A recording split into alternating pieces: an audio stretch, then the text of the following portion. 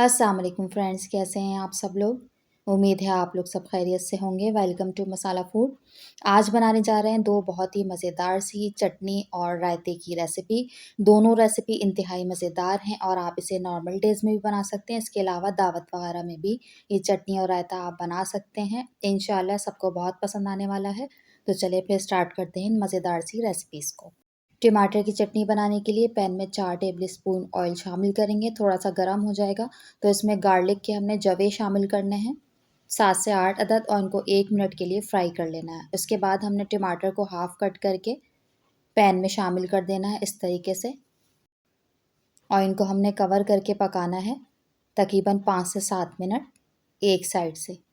5 minute हो गए हैं। अब टमाटर के साइड को जो चेंज कर देंगे, तमाम टमाटर के साइड को चेंज कर देंगे और लहसुन इसी तरह बीच में पकता रहेगा। कवर करके दोबारा से 5 मिनट के लिए पकाएंगे। अब देखिए इसका छिलका जो है वो आराम से रिमूव हो रहा है टमाटर का। तमाम टमाटर के छिलके को रिमूव कर देंगे। इसके बाद अब हमारा गार्लिक जो है वो सॉफ्ट हो गया है। इसको हमने मैश कर लेना है किसी कांटे की या मैशर की मदद से। उसके बाद टमाटर को भी आहिस्ता आहिस्ता हम इसी तरह मैश करते जाएंगे। देखें टमाटर कितने सॉफ्ट हो गए हैं। तमाम टमाटरों को भी मैश कर देंगे। फिर इसके बाद हमने गार्लिक और टमाटर को साथ मिलाकर इस तरह से मैश कर देना है। अच्छी तरह से मैश हो गया, प्लेट में निकाल लेते हैं। ये टमाटर चटनी बहुत वायरल हुई थी तो मैंने सोचा आपके साथ इसकी रेसिपी को शेयर कर दूं। अब हाफ़ टी स्पून नमक शामिल करेंगे, हाफ़ टी स्पून पिसी हुई लाल मिर्च शामिल करेंगे। एक प्याज जो है वो मैंने चॉप की हुई थी वो शामिल कर दी है। साथ ही थोड़ा सा हरा धनिया शामिल करेंगे। अच्छी तरह से मिक्स कर देंगे। जब ये अच्छी तरह से मिक्स हो जाएगी तो हमने इसको चटपटा और चटखारेदार बनाने के लिए हाफ़ लेमन का जूस शामिल करना है। बहुत ही मज़ेदार सी चटनी बनकर रेडी हो जाएगी। आप इसको दाल चावल के साथ और खिचड़ी वगैरह के साथ एंजॉय कर सकते हैं। इसके अलावा सिंपल रोटी के साथ भी ये बहुत अच्छी लगती है। मैंने आज मूंग मसूर की दाल चावल बनाए हुए थे तो मैं इस चटनी को उसके साथ एंजॉय कर रही हूँ।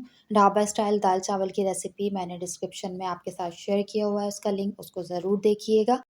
साथ ही मैंने कटलेट भी बनाए थे। मैंने चिकन, आलू और एग कटलेट बनाए हुए हैं। ये इसकी रेसिपी भी मैंने आपके साथ शेयर की हुई है, उसको भी ज़रूर देखिएगा। तो कैसी लगी आपको ये टमाटो चटनी की रेसिपी, मुझे अपना फीडबैक ज़रूर दीजिएगा।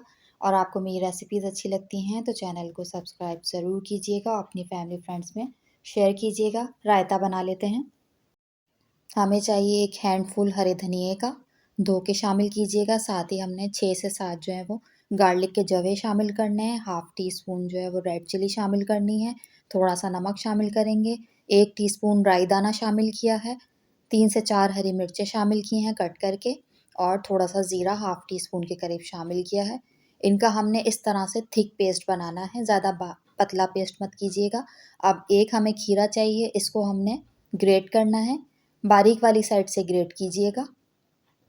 इस तरह से हमने एक खीरे को अच्छी तरह से ग्रेट कर लेना है और इसका एक्सेस जो पानी निकलेगा वो आप ड्रेन कर दीजिएगा, उसको निकाल दीजिएगा। सिर्फ हमें खीरे का ग्रेटेड हिस्सा चाहिए। अब हमने दही में शामिल करनी है जो हमने पेस्ट बनाया था वो 2 टेबल स्पून भर के शामिल कर देंगे। 1 कप दही है मेरे पास और इसमें पूरा एक खीरा जो हमने ग्रेट किया था वो शामिल कर देंगे। अच्छी तरह से मिक्स कर देंगे और इंतहाई चटपटा और मज़ेदार खीरे का रायता रेडी है। इसको आप बिरयानी के साथ और किसी भी किस्म के पुलाव के साथ, चावलों वाले डिश के साथ आप इसको एंजॉय कर सकते हैं। कबाब वगैरह के साथ भी आप इसको एंजॉय कर सकते हैं। कटलेट हैं, कबाब हैं, उनके साथ।